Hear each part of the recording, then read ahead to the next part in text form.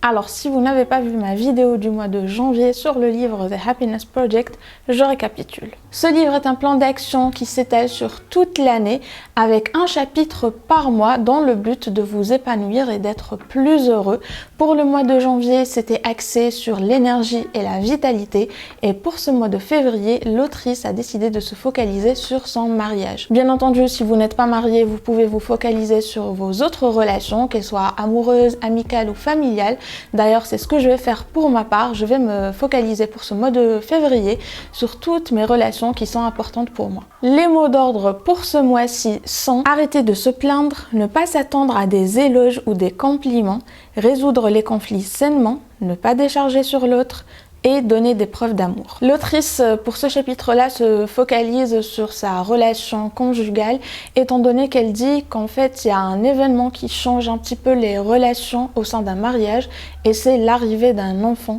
Elle dit que l'arrivée de ses enfants a un petit peu détérioré sa relation avec son mari, et elle aimerait reprendre ça en main. Et comme le conjoint, en fait, c'est un petit peu la relation centrale de sa vie, étant donné que c'est une personne qu'on a choisie comme partenaire pour la vie, en fait jusqu'à la fin de ses jours idéalement, et bien cette relation a un énorme impact sur la qualité de notre vie. Et peu importe à quel point les gens s'aiment, toutes les relations ont besoin d'être entretenues, toutes les relations ont besoin d'être nourries. Donc si on ne le fait pas, forcément les relations vont se détériorer. Pour le premier point qui est stop nagging, que j'ai traduit un petit peu par arrêter de se plaindre parce que je n'ai pas vraiment trouvé d'autres termes adéquats, c'est en fait quand par exemple, on va dire que votre conjoint n'a pas sorti la poubelle alors que vous le lui avez demandé, et puis vous allez le lui rappeler plusieurs fois en étant à chaque fois de plus en plus désagréable. Puis vous allez laisser cette négativité en fait s'étaler sur tout le reste. Parce que bien entendu, il faut bien lui montrer qu'on n'est pas content et donc on ne rate aucune occasion de lui rappeler qu'il ne fait jamais ce qu'il doit faire. Je tiens juste à ouvrir une petite parenthèse pour dire que je comprends tout à fait la charge mentale que les femmes portent au sein des foyers. C'est vraiment un sujet qui me désole, qui me révolte, donc oui, je suis tout à fait d'accord.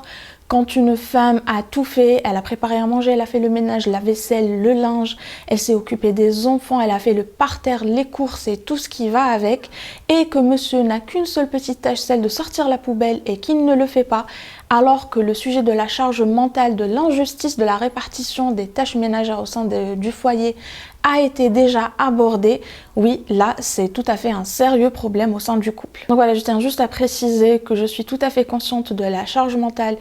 Et oui, c'est frustrant, c'est énervant et ce n'est pas normal qu'il y ait tout ce déséquilibre en fait dans la répartition des tâches ménagères au sein du foyer, même si la femme travaille ou travaille pas, ça c'est pas le sujet. Mais je tiens aussi à préciser que si ces hommes sont ainsi, s'ils ne voient pas le problème dans cette injustice de répartition de tâches, c'est tout simplement parce qu'ils ont été élevés ainsi et que pour eux c'est la norme.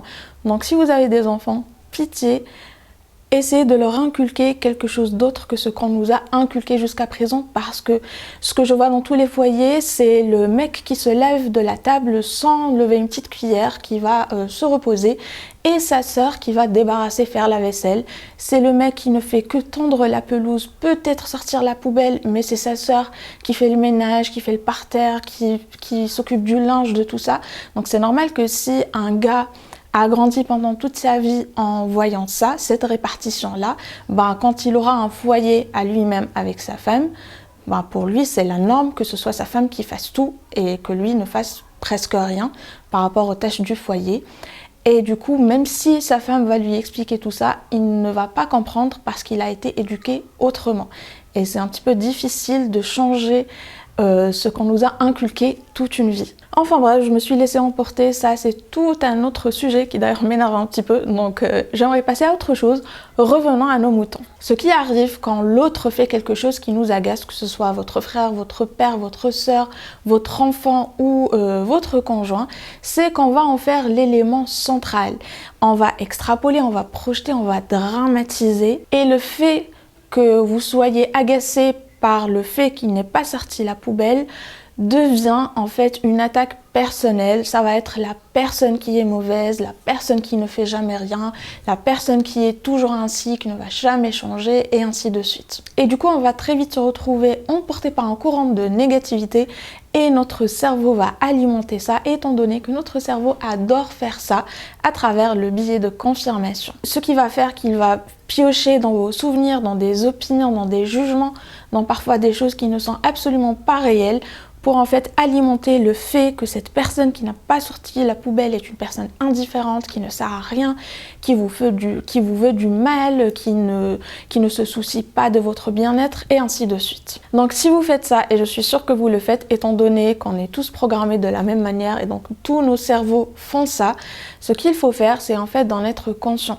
Donc à chaque fois que l'autre, que ce soit votre maman, votre enfant, votre conjoint, fait quelque chose qui vous agace, prenez un petit moment pour respirer et ne pas prendre ce train de « je vais peindre une horrible image de cette personne qui ne pense à rien et à personne, qui est super égoïste », en oubliant en fait toutes les merveilleuses qualités de cette personne et tout ce qu'elle a fait pour vous. Donc, respirez un bon coup, voyez la chose telle qu'elle est, c'est-à-dire que cette personne n'a pas sorti la poubelle, il n'y a pas besoin de dramatiser, exposez le problème à cette personne, bien entendu, sans des reproches, sans être dans la négativité, dans l'attaque, étant donné que si vous faites ça, la personne va se mettre sur la défensive et ne va pas vous écouter, va juste chercher à se défendre, peu importe que vous ayez raison ou pas. Et assurez-vous toujours en fait d'en être conscient, parce que moi ça m'arrive des fois de prendre ce train-là, d'y aller, de me faire des histoires, des scénarios, des machins, choses.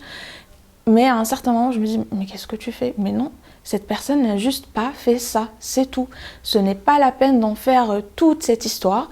Et du coup, c'est là que je m'arrête, que je sors de ce train et je continue à vivre ma vie, comme je vous l'ai dit, bien entendu, tout en exposant le problème à l'autre personne dans la bienveillance, avec une approche claire. Et si l'autre est un être humain décent, il va comprendre et faire la chose et ne plus vous agacer. Pour le point ne pas s'attendre à des éloges ou des compliments, là c'est plus l'autrice, elle va parler du fait en fait qu'elle s'attend toujours à ce que son conjoint la complimente sur ses accomplissements, que ce soit au sein du foyer ou dans sa vie professionnelle, et que ça lui faisait beaucoup de peine qu'il ne fasse pas ça, et qu'elle travaille sur le fait d'accepter le fait qu'il n'a pas à lui faire des compliments sur tout ça.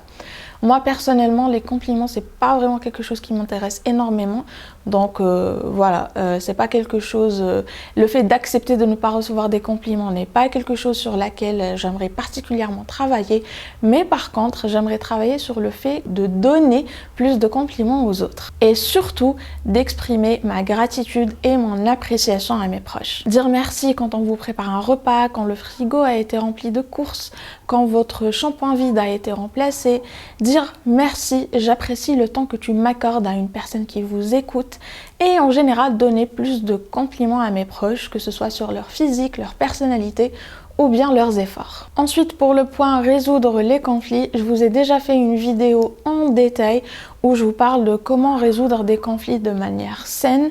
Du coup, je vous la laisserai dans la barre d'infos si vous voulez la voir.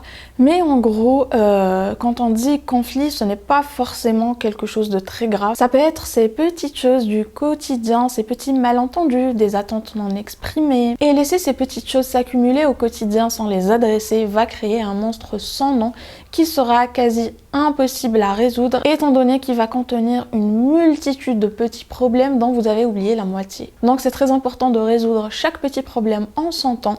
Pour ma part, j'utilise les outils dont je vous ai parlé dans cette vidéo, que je vous laisserai dans la barre d'infos. Pour le point ne pas décharger sur l'autre, il s'agit en fait de ces journées où on est dépassé au boulot, quelqu'un nous énerve ou nous fait de la peine. Voilà, on n'est pas bien, on est de mauvaise humeur et on rentre à la maison et on déverse tout ça sur le premier venu, que ce soit votre maman, votre frère, sœur ou partenaire. C'est simple, si l'autre n'a pas contribué à vos émotions négatives, il n'a pas à les subir. Si vous avez besoin d'espace, vous n'avez qu'à l'exprimer, qu'à dire j'ai besoin d'espace et de temps afin de vous calmer et de passer à autre chose. Mais sinon, ce n'est vraiment pas juste de vous défouler sur le premier venu, surtout un proche qui ne vous a rien fait. Et si l'autre personne veut vous écouter parler de tout ce qui vous a énervé ou rendu triste ou peu importe, Précisez dès le départ ce que vous voulez. Est-ce que vous voulez être écouté? Est-ce que vous voulez être réconforté? Ou est-ce que vous voulez des conseils ou des solutions? Parce que des fois, quand on a juste envie de parler, d'être écouté, sans être interrompu, sans qu'on nous donne des solutions, si l'autre personne commence à nous donner des conseils non sollicités en pensant bien faire, ça va juste nous irriter et on va avoir une nouvelle raison de s'énerver contre cette personne. Et j'avoue que ça m'est arrivé plusieurs fois de rentrer chez moi avec un horrible nuage gris au-dessus de la tête. Et en fait, je me suis rendu compte à quel point ce n'était pas juste pour l'autre personne, pour mon conjoint qui était juste heureux de me retrouver à la maison et qui subissait en fait tous les éclairs et la pluie de mon nuage gris au-dessus de la tête. Et donc j'ai tout simplement arrêté de faire ça avant de rentrer chez moi. Je respire un bon coup et ce n'est pas que j'ignore mes problèmes ou j'ignore ce qui m'a énervé, c'est juste que je fais la part des choses et je sais que là chez moi personne n'a rien fait pour m'énerver, donc je rentre avec le sourire, moi aussi heureuse de rentrer chez moi et de retrouver mon conjoint, et il n'a absolument pas à subir ce que moi j'ai dû subir en dehors de la maison, quoi. Et je trouve que c'est particulièrement important avec les enfants parce que autant un adulte, si vous vous défoulez sur lui, il va peut-être comprendre que c'est ce qui se passe. Un enfant, s'il voit son papa rentrer, sa maman, ses frères et sœurs qui sont énervés, qui vont se défouler sur lui, pour lui c'est de sa faute. Il ne va pas faire la part des choses et comprendre que peut-être cette personne était déjà à la base de mauvaise humeur et elle est juste en train de se défouler. Donc faites très attention avec ça, surtout par rapport aux enfants. Pour le dernier point qui est donner des preuves d'amour, je vous conseille le livre Les 5 langages de l'amour, ou au moins faire le test pour savoir quel est votre langage, faire passer ce test à vos proches pour savoir quel est leur langage également. Et du coup, brièvement, les 5 langages sont les mots d'affirmation, les cadeaux, le temps de qualité, le toucher et les services rendus. Donc chaque personne a un langage ou plusieurs dans lesquels elle comprend l'amour. Et donc si vous lui exprimez de l'amour dans un langage qu'elle ne comprend pas comme étant de l'amour, ben elle va se sentir mal aimée et vous allez être frustré parce que vous faites tous ces efforts pour lui montrer que vous l'aimez, mais elle ne comprend pas étant donné que ce n'est pas son langage. Par exemple, si une personne, son langage d'amour, c'est le temps de qualité. Et le temps de qualité, c'est d'être avec cette personne sans distraction. Donc regarder une série ensemble, ça ne compte pas. Ça veut dire rester ensemble, discuter, etc. Et vous ne restez jamais avec elle parce que voilà, vous êtes occupé et vous lui offrez par contre beaucoup de cadeaux. C'est votre façon de lui montrer que vous l'aimez en lui offrant beaucoup de cadeaux. Cette personne va se sentir mal aimée parce que les cadeaux, ce n'est pas son langage d'amour. Son langage primaire, c'est le temps de qualité et vous ne lui offrez jamais ça. Donc pour elle, c'est comme si vous ne lui dites jamais que vous l'aimez alors que pour vous, vous lui dites tout le temps que vous l'aimez. Donc c'est important de comprendre le langage de l'autre afin de lui exprimer de l'amour dans son langage à lui. Parce que généralement, ce qu'on fait, c'est qu'on exprime l'amour aux autres dans notre langage. C'est-à-dire que si, par exemple, moi, mon langage, c'est les cadeaux, je vais avoir tendance à offrir des cadeaux pour montrer aux gens que je les aime. Si mon langage, c'est les mots d'affirmation, je vais avoir tendance également à dire aux autres verbalement que je les aime, que je les apprécie, etc. Et sinon, un second livre que j'aimerais vous recommander sur les relations, c'est Les 7 habitudes des couples qui durent de Stephen Covey, qui a écrit Les 7 habitudes des gens qui réussissent tout ce qu'ils entreprennent. C'est un livre qui parle principalement également du mariage, des relations amoureuses, mais aussi de la famille. Donc c'est comment utiliser les 7 habitudes au sein du couple, au sein de la famille, afin d'améliorer les relations. Je l'ai trouvé très intéressant, je vous le résume bientôt. Sinon pour les 5 langages de l'amour, je vous l'ai déjà résumé, donc je vous le laisse dans la barre d'infos. Et du coup, je pense qu'on a fait le tour. Voilà tous les points qu'elle a abordés dans le livre. Mais là, ce dont je vous ai parlé, c'est un petit peu à ma sauce, ce que j'en ai fait moi pour mes objectifs de ce mois de février qui seront axés sur mes relations. Comme je vous l'ai dit, vous pouvez faire ça pour vos relations amoureuses, amicales, familiales, peu importe, vous focalisez sur une seule relation ou plusieurs comme je vais le faire. À vous de voir ce qui vous convient le mieux. Donc voilà pour le chapitre 2 du livre The Happiness Project. J'espère que cette vidéo vous a plu. N'hésitez pas à me dire dans les commentaires si vous avez fait le défi du coup de janvier. Pour ma part, j'ai relevé tous les défis, que ce soit par rapport au café. Je n'ai pas bu une seule goutte de café pendant tout le mois de janvier et ça ne me manque même pas. Je dors très bien, je ne me réveille quasiment plus du tout pendant la nuit, donc j'ai amélioré la qualité de mon sommeil.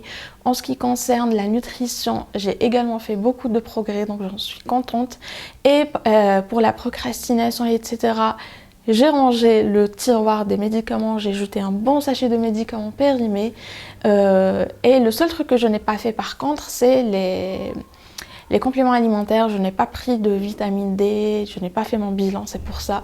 Donc dès que je fais mon bilan, je vais prendre les compléments alimentaires dont j'ai besoin. Et dites-moi aussi qu'est-ce que vous comptez faire pour ce mois de février. Et on se retrouve du coup la semaine prochaine pour une nouvelle vidéo.